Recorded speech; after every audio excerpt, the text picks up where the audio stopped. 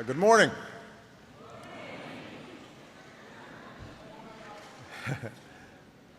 It is a great honor to be in Tokyo, the first stop on my first visit to Asia as President of the United States. And it is good to be, thank you.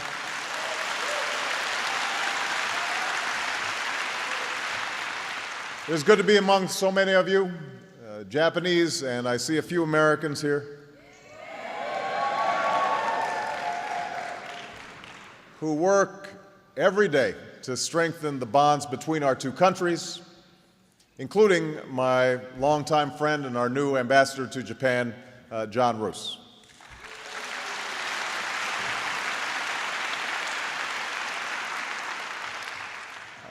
It is wonderful to be back in Japan. Some of you may be aware that when I was a young boy, my mother brought me to Kamakura, where I looked up at that centuries-old symbol of peace and tranquility, the great bronze Amida Buddha. And as a child, I was more focused on the matcha ice cream. And I want to thank Prime Minister Hatoyama for sharing some of those memories with more ice cream last night at dinner. Thank you very much.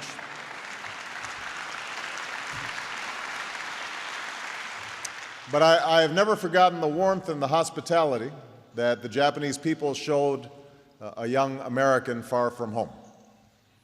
And I feel that same spirit on this visit.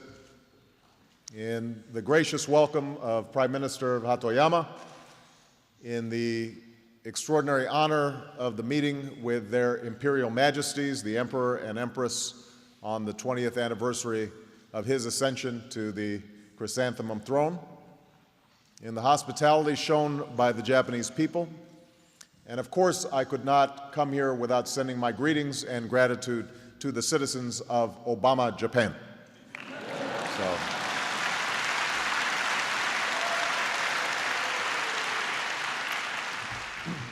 Now, I am beginning my journey here for a simple reason. Since taking office, I have worked to renew American leadership and pursue a new era of engagement with the world based on mutual interests and mutual respect. And our efforts in the Asia-Pacific will be rooted, in no small measure, through an enduring and revitalized alliance between the United States and Japan. From my very first days in office, we have worked to strengthen the ties that bind our nations. The first foreign leader that I welcomed to the White House was the Prime Minister of Japan. And for the first time in nearly 50 years, the first foreign trip by an American Secretary of State, Hillary Clinton, was to Asia, starting in Japan.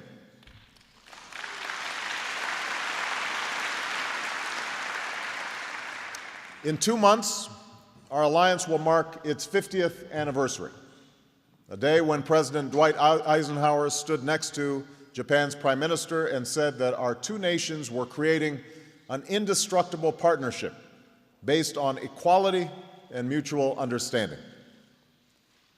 In the half-century since, that alliance has endured as a foundation for our security and prosperity. It has helped us become the world's two largest economies, with Japan emerging as America's second-largest trading partner outside of North America.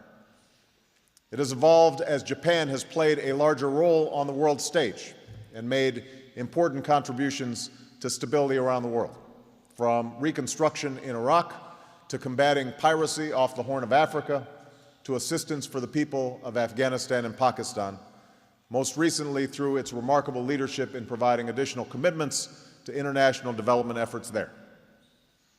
Above all, our alliance has endured because it reflects our common values, a belief in the democratic right of free people to choose their own leaders and realize their own dreams, a belief that made possible the election of both Prime Minister Hatoyama and myself on the promise of change.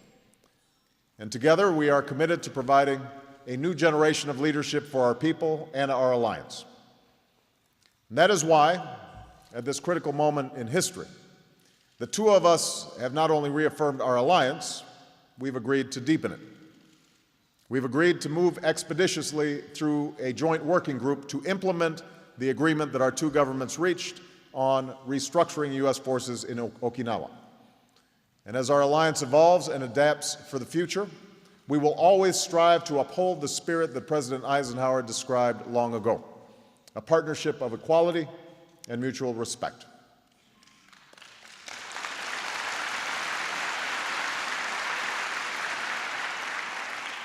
But while our commitment to this region begins in Japan, it doesn't end there. The United States of America may have started as a series of ports and cities along the Atlantic Ocean, but for generations we have also been a nation of the Pacific. Asia and the United States are not separated by this great ocean. We are bound by it. We are bound by our past, by the Asian immigrants who helped build America, and the generations of Americans in uniform who served and sacrificed to keep this region secure and free. We are bound by our shared prosperity, by the trade and commerce upon which millions of jobs and families depend. And we are bound by our people, by the Asian Americans who enrich every segment of American life, and all the people whose lives, like our country's, are interwoven.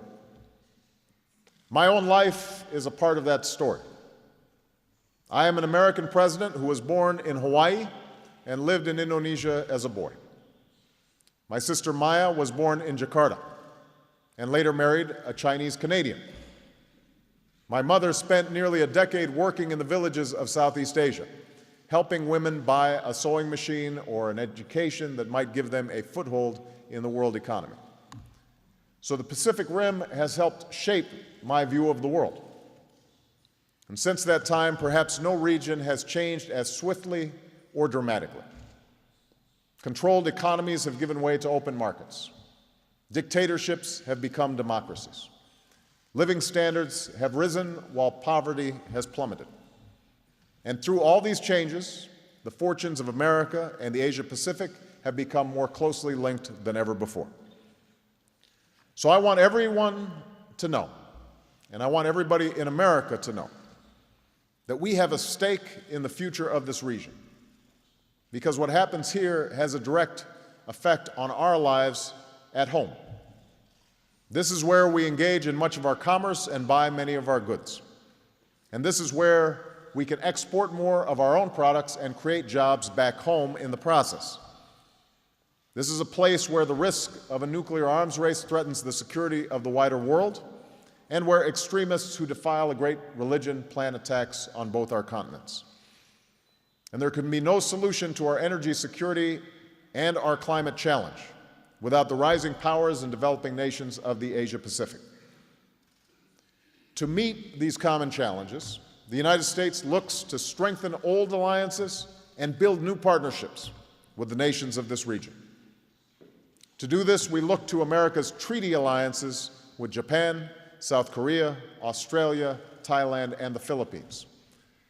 Alliances that are not historical documents from a bygone era, but abiding commitments to each other that are fundamental to our shared security.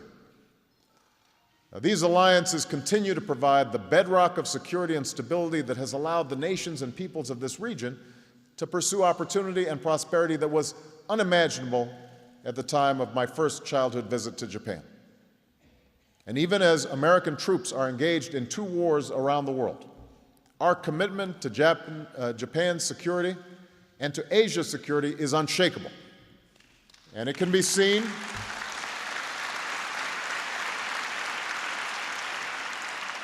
in our deployments throughout the region, above all through our young men and women in uniform, of whom I am so proud. Now, we look to emerging nations that are poised as well to play a larger role, both in the Asia-Pacific region and the wider world. Places like Indonesia and Malaysia that have adopted democracy, developed their economies, and tapped the great potential of their own people. We look to rising powers with the view that in the 21st century, the national security and economic growth of one country need not come at the expense of another. I know there are many who question how the United States perceives China's emergence. But as I have said, in an interconnected world, power does not need to be a zero-sum game, and nations need not fear the success of another. Cultivating spheres of cooperation, not competing spheres of influence, will lead to progress in the Asia-Pacific.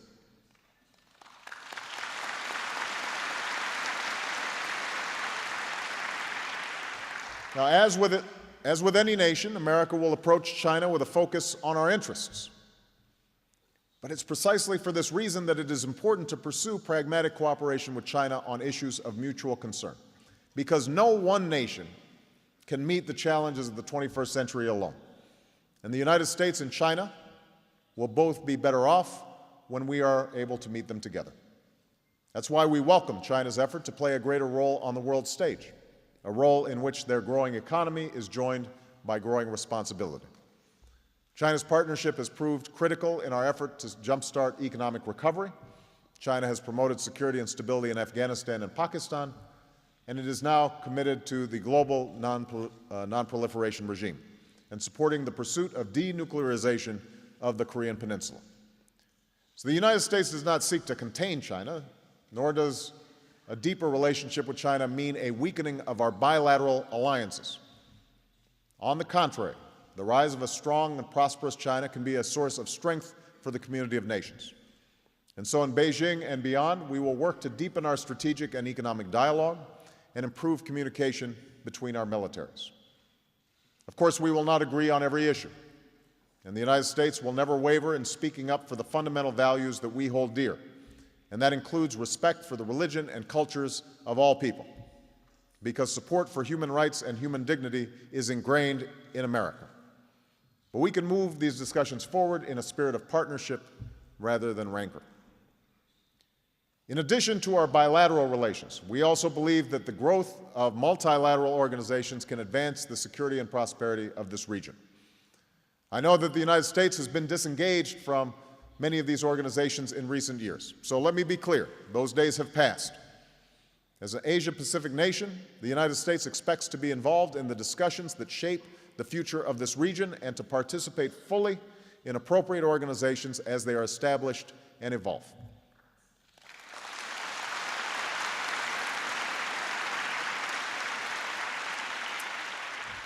That is the work that I will begin on this trip.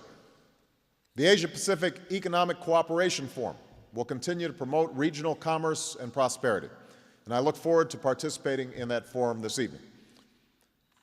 ASEAN will remain a catalyst for Southeast Asian dialogue, cooperation, and security, and I look forward to becoming the first American president to meet with all 10 ASEAN leaders.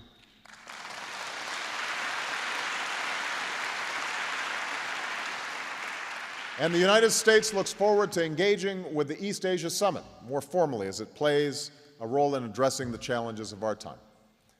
We seek this deeper and broader engagement because we know our collective future depends on it.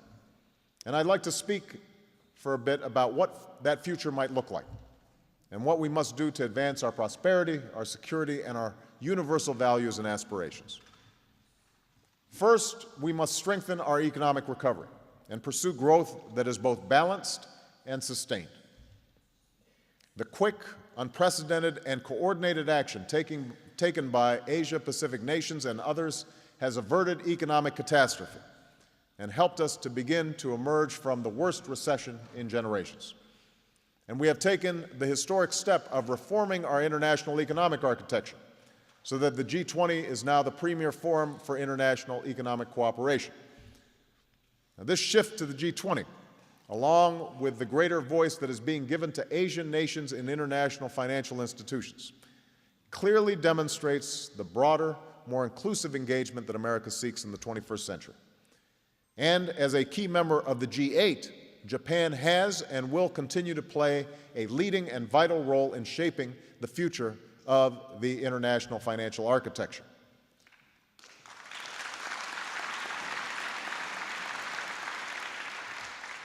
Now that we are on the brink of economic recovery, we must also ensure that it can be sustained. We simply cannot return to the same cycles of boom and bust that led to a global recession. We can't follow the same policies that led to such imbalanced growth. One of the important lessons this recession has taught us is the limits of depending primarily on American consumers and Asian exports to drive growth. Because when Americans found themselves too heavily in debt or lost their jobs and were out of work, demand for Asian goods plummeted. When demand fell sharply, exports from this region fell sharply. Since the economies of this region are so dependent on exports, they stopped growing, and the global recession only deepened. So we have now reached one of those rare inflection points in history where we have the opportunity to take a different path. And that must begin with the G20 pledge that we made in Pittsburgh to pursue a new strategy for balanced economic growth. I'll be saying more about this in Singapore, but in the United States, this new strategy will mean that we save more and spend less, reform our financial systems, reduce our long-term deficit and borrowing. It will also mean a greater emphasis on exports that we can build, produce, and sell all over the world. For America, this is a jobs strategy. Right now, our exports support millions upon millions of well-paying American jobs. Increasing those exports by just a small amount has the potential to create millions more. These are jobs making everything from wind turbines and solar panels to the technology that you use every day. For Asia, striking this better balance will provide an opportunity for workers and consumers to enjoy higher standards of living that their remarkable increases in productivity have made possible. It will allow for greater investments in housing and infrastructure and the service sector. And a more balanced global economy will lead to prosperity that reaches further and deeper. For decades, the United States has had one of the most open markets in the world, and that openness has helped to fuel the success of so many countries in this region and others over the last century. In this new era, opening other markets around the globe will be critical not just to America's prosperity, but to the world's as well. Now, an integral part of this new strategy is working towards an ambitious and balanced Doha agreement. Not any agreement, but an agreement that will open up markets and increase exports around the world. We are ready to work with our Asian partners to see if we can achieve that objective in a timely fashion, and we invite our regional trading partners to join us at the table. We also believe that continued integration of the economies of this region will benefit workers, consumers, and businesses in all our nations. Together with our South Korean friends, we will work through the issues necessary to move forward on a trade agreement with them. The United States will also be engaging with the Trans-Pacific Partnership countries with the goal of shaping a regional agreement that will have broad-based membership and the high standards worthy of a 21st century trade agreement. Working in partnership, this is how we can sustain this recovery and advance our common prosperity. But it's not enough to pursue growth that is balanced. We also need growth that is sustainable for our planet and the future generations that will live here. Already, the United States has taken more steps to combat climate change in 10 months than we have in our recent history. By embracing the latest science,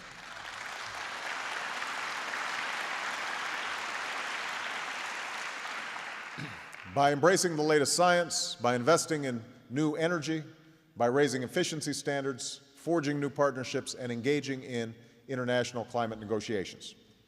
In short, America knows there is more work to do, but we are meeting our responsibility and will continue to do so. And that includes striving for success in Copenhagen. I have no illusions that this will be easy, but the contours of a way forward are clear. All nations must accept their responsibility. Those nations like my own, who have been the leading emitters, must have clear reduction targets. Developing countries will need to take substantial actions to curb their emissions, aided by finance and technology. And there must be transparency and accountability for domestic actions. Each of us must do what we can to grow our economies without endangering our planet, and we must do it together. But the good news is that if we put the right rules and incentives in place, it will unleash the creative power of our best scientists, engineers, and entrepreneurs. It will lead to new jobs, new businesses, and entire new industries. And Japan has been at the forefront on this issue. We are looking forward to being an important partner with you as we achieve this critical global goal.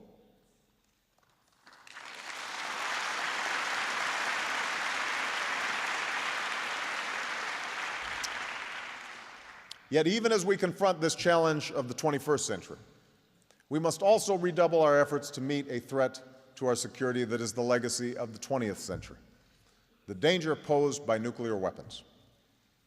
In Prague, I affirmed America's commitment to rid the world of nuclear weapons and laid out a comprehensive agenda to pursue this goal.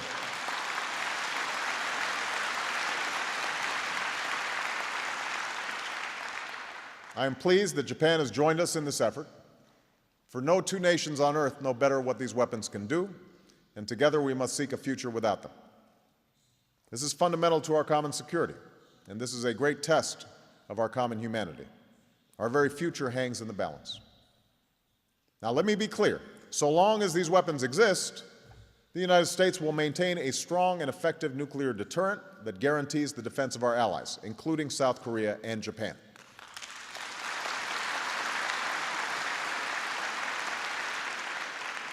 But we must recognize that an escalating nuclear arms race in this region would undermine decades of growth and prosperity.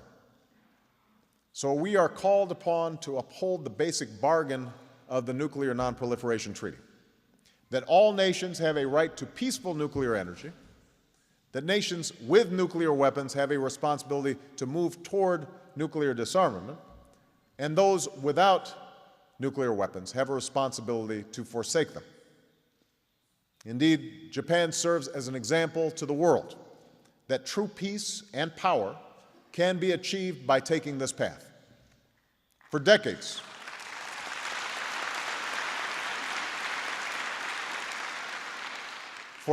Japan has enjoyed the benefits of peaceful nuclear energy while rejecting nuclear arms development. And by any measure, this has increased Japan's security and enhanced its position. And to meet our responsibilities and to move forward with the agenda I laid out in Prague, we have passed, with the help of Japan, a unanimous UN Security Council resolution embracing this international effort. We are pursuing a new agreement with Russia to reduce our nuclear stockpiles. We will work to ratify and bring into force the Test Ban Treaty.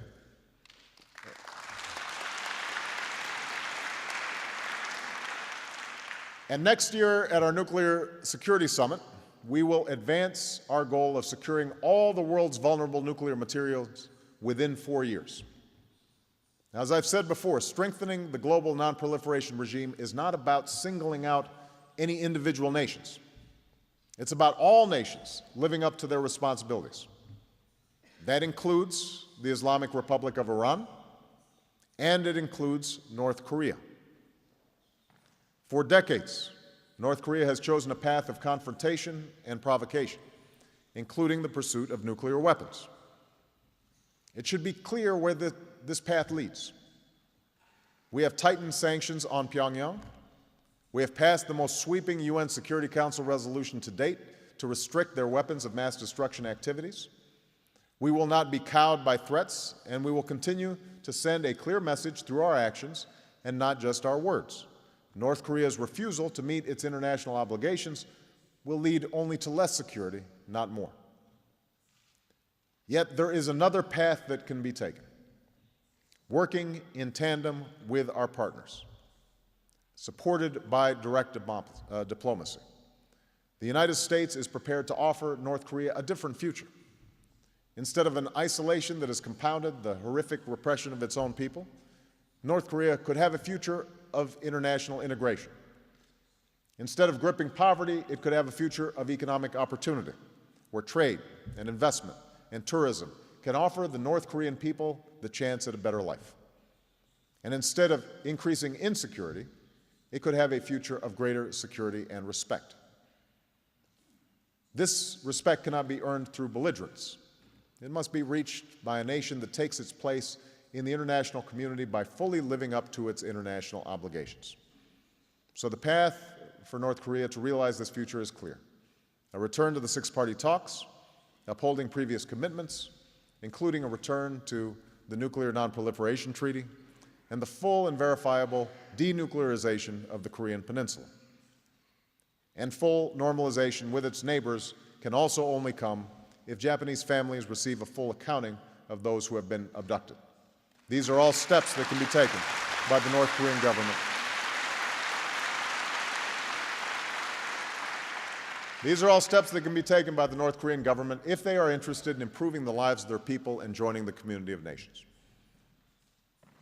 And as we are vigilant in confronting this challenge, we will stand with all of our Asian partners in combating the transnational threats of the 21st century by rooting out the extremists who slaughter the innocent and stopping the piracy that threatens our sea lanes, by enhancing our efforts to stop infectious disease and working to end extreme poverty in our time, and by shutting down the traffickers who exploit women, children, and migrants, and putting a stop to this scourge of modern-day slavery once and for all.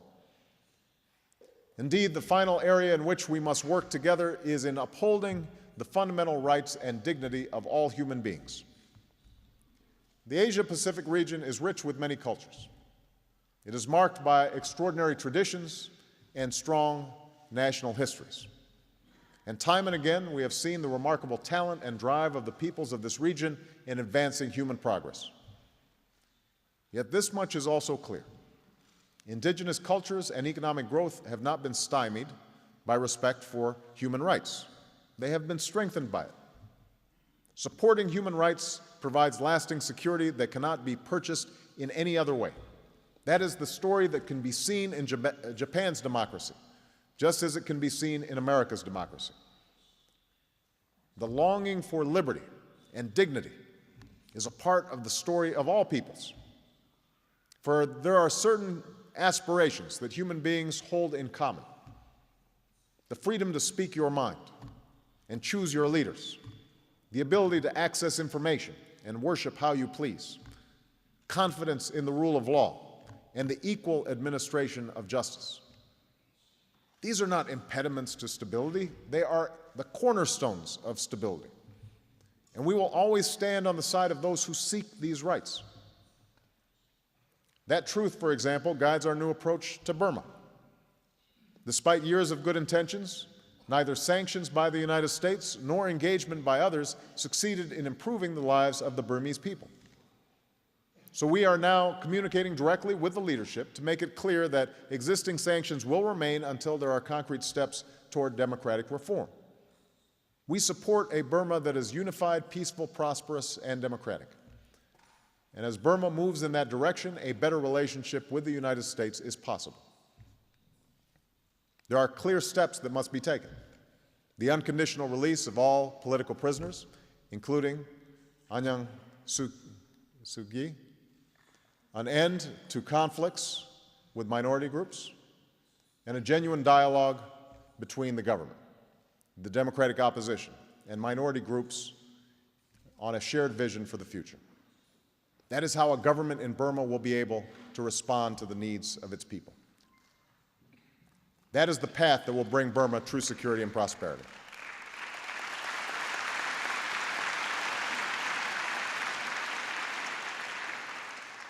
These are steps that the United States will take to improve prosperity, security, and human dignity in the Asia-Pacific. We will do so through our close friendship with Japan, which will always be a centerpiece of our efforts in the region. We will do so as a partner through the broader engagement that I've discussed today. We will do so as a Pacific nation with a president who was shaped in part by this piece of the globe. And we will do so with the same sense of purpose that has guided our ties with the Japanese people for nearly 50 years.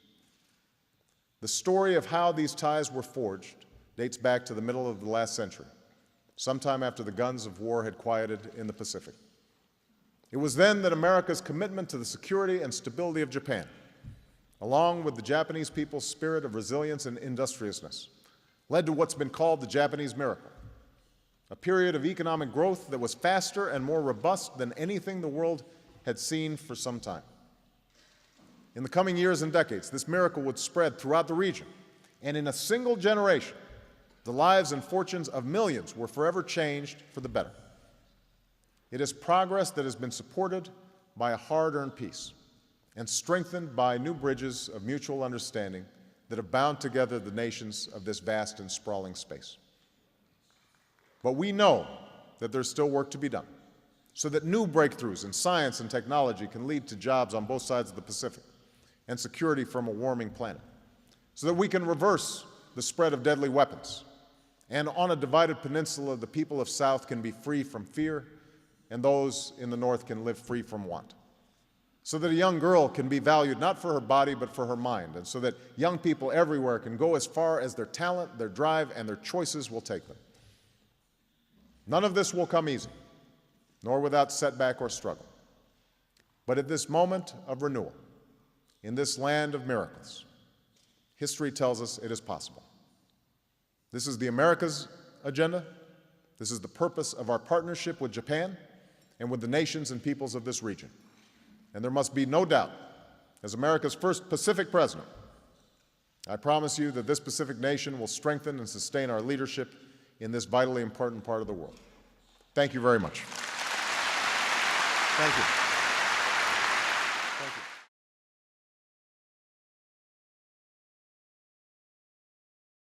you. Was to Asia, starting in Japan.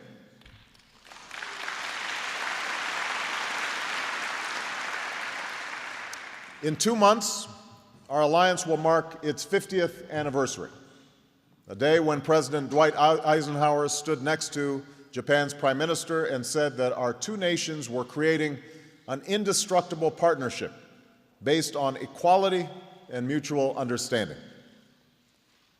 In the half-century since, that alliance has endured as a foundation for our security and prosperity. It has helped us become the world's two largest economies, with Japan emerging as America's second largest trading partner outside of North America. It has evolved as Japan has played a larger role on the world stage and made important contributions to stability around the world, from reconstruction in Iraq to combating piracy off the Horn of Africa to assistance for the people of Afghanistan and Pakistan. Most recently, good morning.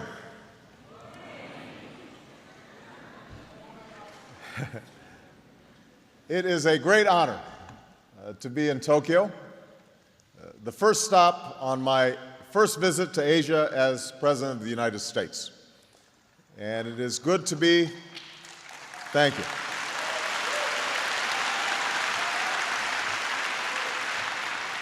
It is good to be among so many of you, Japanese, and I see a few Americans here,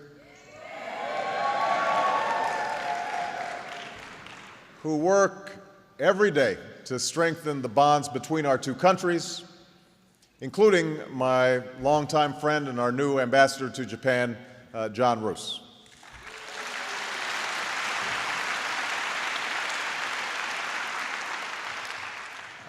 It is wonderful to be back in Japan. Some of you may be aware that when I was a young boy, my mother brought me to Kamakura, where through its remarkable leadership in providing additional commitments to international development efforts there.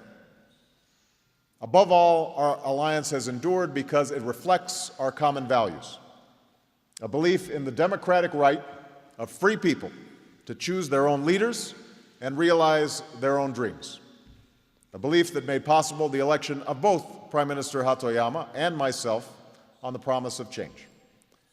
And together, we are committed to providing a new generation of leadership for our people and our alliance. And that is why, at this critical moment in history, the two of us have not only reaffirmed our alliance, we've agreed to deepen it. We've agreed to move expeditiously through a joint working group to implement the agreement that our two governments reached on restructuring U.S. forces in Okinawa. And as our alliance evolves and adapts for the future, we will always strive to uphold the spirit that President Eisenhower described long ago, a partnership of equality. I looked up at that centuries-old symbol of peace and tranquility, the great bronze Amida Buddha. And as a child, I was more focused on the matcha ice cream. And I want to thank Prime Minister Hatoyama for sharing some of those memories with more ice cream last night at dinner. Thank you very much.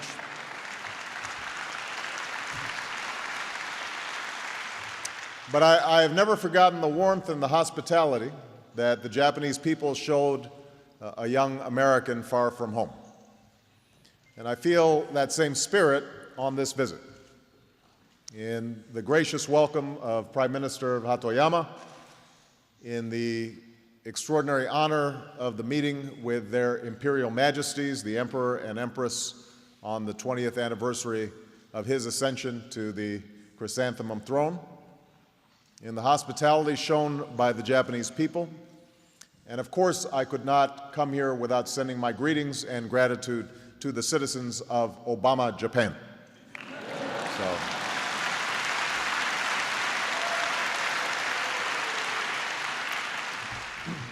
Now, I am beginning my journey here for a simple reason.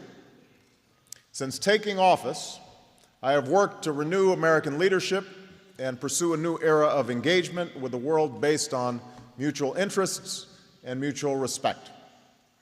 And our efforts in the Asia-Pacific will be rooted in no small measure through an enduring and revitalized alliance between the United States and Japan. From my very first days in office, we have worked to strengthen the ties that bind our nations. The first foreign leader that I welcomed to the White House was the Prime Minister of Japan. And for the first time in nearly 50 years, the first foreign trip by an American Secretary of State, Hillary Clinton,